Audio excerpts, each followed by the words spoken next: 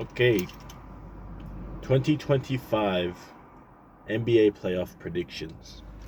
Now, I'm going to go through all of them and give my predictions and reasons. Number one, we'll start in the East. Cleveland versus winner of play-in. Most likely that will be the Hawks, if you go by record. But it could definitely be the Heat. In either case, Cleveland in 4. It's very simple. Cleveland is just way better than both of those teams. There's no way around it. Easy sweep, and let's have some respect for the 64-win team. You don't get that many wins without being decently good, at least good enough to beat the Heat or the Hawks in a 7-game series. Now, the other side of that bracket, 4-5, Pacers and Bucks. I am going to favor the Pacers. The Pacers have the better coach. Rick Carlisle is the better coach over Doc Rivers. This was proven last year in the same series.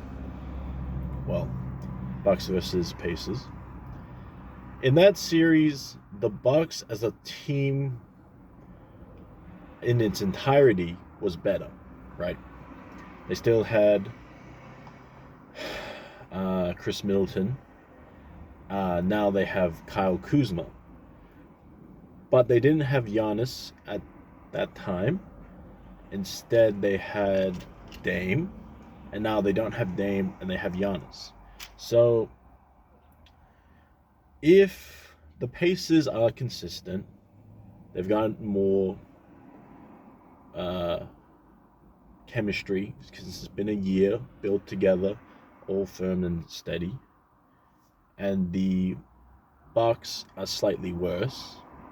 Even with any Giannis heroics, I still think the Pacers are going to win that series pretty easily. Because honestly, they're not just consistent. The Pacers have improved over last year. So that makes them, because they have 50 wins this year, I think that will be in 5. Could be 6. But with the home court advantage, Pacers do have a good opportunity to get it done in 5. Now, other side of the bracket for the East. Celtics and Magic. The Magic are try-hard, defensive-focused. They don't have enough to outrun the Celtics in a full series. But each game is going to be a bit, rocky for the Celtics. I can just imagine it now. It's going to be a lot of stress for me as a Celtics fan. Like the third quarter, every time you're just going to be like, oh, bro, we're going to let this slip. We're going to let this slip. But ultimately, I think it's going to be a sweep. Probably the close sweep, which we experienced with the Pacers last year, the ECF, we'll experience again with Magic versus Celtics. But the Magic could definitely steal a game. Probably game 2. They could definitely steal that game. Celtics are just not as good at home as they are on the road for some reason. It doesn't make any sense to me, but we'll move on. And the last one, Knicks and Pistons. This is the exciting East matchup for the first round. Definitely the correct choice would be the Knicks, but I'm going with the Pistons. I think they have more to fight for. I think they have more of a positive feeling. Like the Knicks obviously are in a better position, but they've regressed in sort of momentum from last year. This playoff series would be their opportunity to get it back, but the Pistons definitely have the good feeling story for the year. Last year, worst NBA team of all time, longest losing streak of all time in a single season. To this year, they're now in the playoffs. They're going to have no outside fans in Detroit when they play. I feel like they also play extremely physically, which I don't know if Cat is up for to deal with. So, uh, I would give the Pistons the advantage in 6. I believe in them, but it's just like a wishy-washy belief. Ultimately, the Knicks are better, but matchup-wise, during the regular season, the Pistons have gotten the better of them. So that's why I've also given them the edge. Okay, round 2 of the East. Let's just go through them quickly. That will be Cavs and Pacers, which I'm going to give to the Pacers again. The Pacers had, just like I said about the Pistons, they had the better of the Cavs during the regular season. They're more of playoff risers than the Cavs, which you would not normally think of. But Evan Mobley, Donovan Mitchell, Darius Garland, they they're not playoff risers. They're just not. They've never really risen to that sort of when it gets to the bright lights, I take control and I make sure that all my shots go in. They stay consistent with their regular season counterpart of themselves, which I don't think is really the best. Now, if they can exploit some matchups here and there and impose their game plan upon what's happening, then they'll definitely be able to take control and win. But I do feel like Rick Carlisle as a coach is more insidious than a lot of people give him credit for. He takes control of a series, and you really have to be able to beat the Pacers at their own game to get over them in a 7-game series. So that's why I believe in the Pacers' ingenuity, their tactics, and their camaraderie to pull them through on an upset like that. It will probably be that's probably the biggest. No, I've got a few in the West that are pretty shocking as well, but that's my big shout. Pistons Celtics. Celtics, I think a sweep as can be expected again, but Pistons could win a game, either game 2 or game 4. They could definitely get a game, just with their intensity. And if anyone goes down in injuries, then it becomes anyone's game. You know what I mean? But I would expect the Celtics to get through that rather comfortably and move on to the Eastern Conference Finals, which they will beat the Pacers again. This time, I think maybe in 5 or 6. Now, in the West, we've got OKC versus winner of the play-in. That's going to be a sweep, unless it's Dallas. In which case, if Anthony Davis becomes the best Anthony Davis he's ever been, and Clay winds back the clock, then they could have an upset. Because Jason Kidd's a great coach, and they do have some good pieces that match up with OKC. You could see that last year in their series. So that could happen. It's not going to happen. I don't know if they'll even beat the Grizzlies. Their morale is in the toilet, obviously, from the last few months. So we'll look for an easy win for OKC. In that bracket again, Nuggets and Clippers. I think Clippers win because, once again, morale in the Nuggets, I don't think is where it should be for a playoff series. They don't have a head coach that's well established. And going up against Ty Lue, people say that Ty Lue's not good at making adjustments in the playoffs. That's not true historically. Maybe he's failed to make adjustments in games during playoffs, but he's definitely made adjustments throughout playoff series. You can imagine, like they were down 3-1 to the Warriors, and Ty Lue LeBron James and Kyrie, you know, got the Cavs to win that series. You don't do that without making adjustments. If they make an adjustment and the Nuggets just go, well, what's the defensive assignment now? No one knows because we don't have a coach. You cannot expect them to win a series with Kawhi playing at the level he's returned to, with Harden able to score at any given moment, and with Zubac reaching a peak in his career.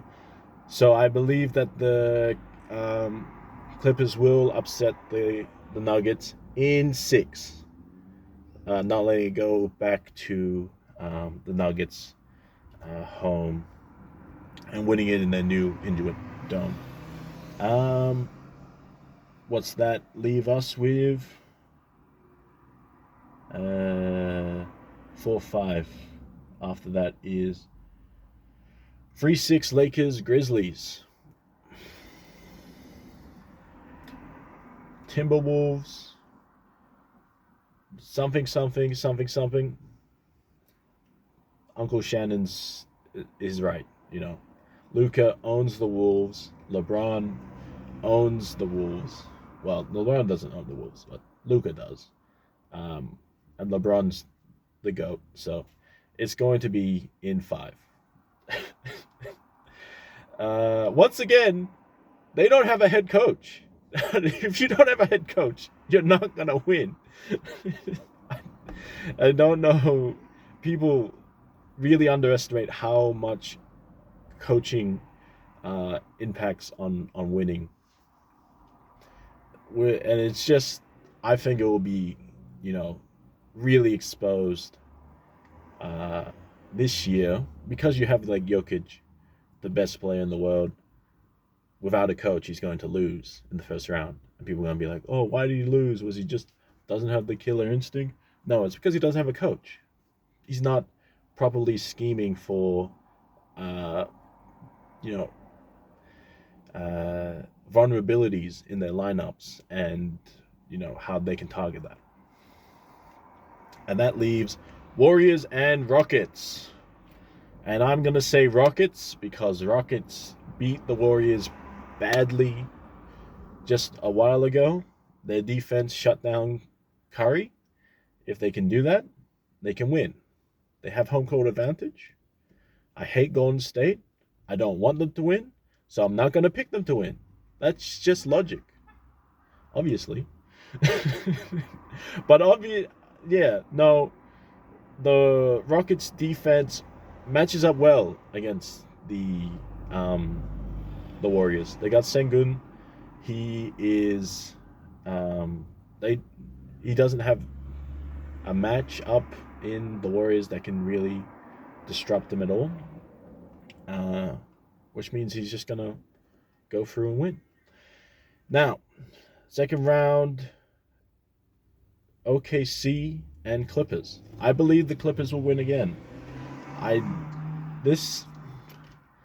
It's the same reason why I don't have the Cavs advancing. I don't believe in them. I don't believe that they're playoff risers. They'll have to prove me wrong. The only player on OKC who has proven that he can take it up a notch in the playoffs is Alex Caruso, the Caruso. But he's a rotation player. He's not their star. He's not even their third option like he was in the Lakers during that 2020 run. So I don't really think he's going to do too much to really push them past where they have been historically. Shea will not get his free throws like he has during the regular season, especially in the second round. And you can see all the games where Shea wasn't able to get those calls, and where OKC as a whole is not able to get their calls. They freak out. They don't know what's going on. They're like, why don't I get my calls? I always get my calls. I don't know if their presence of mind will be enough to take them through a playoff series. Where on the other hand, you have Kawhi and Harden, veterans. They've been through it all. They've failed a lot, but they've also succeeded a lot, especially Kawhi, and especially Ty Lue, their head coach. I think the veteran presence of the Clippers can upset the OKC, and they will advance again. Rockets versus Lakers. This one's a interesting matchup, but the offensive firepower of the Lakers with Luka will crack apart the Rockets defense.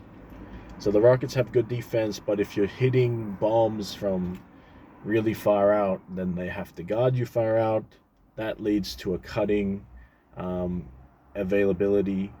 If that's LeBron in the second round, he's got energy. No one's stopping him. Bang, bang, bang. GOAT mode. Take over. Lakers in 5. And Battle of LA in the Western Conference Final. I think, hopefully, that goes to 7. But it could go any which way. The Clippers potentially could match up well with the Lakers, but in between the Lakers and the Clippers, with the Celtics winning on the other side, the NBA is going to not let destiny arrive, if that's the case. Especially for the Lakers. They've done it in the past. They'll do it again.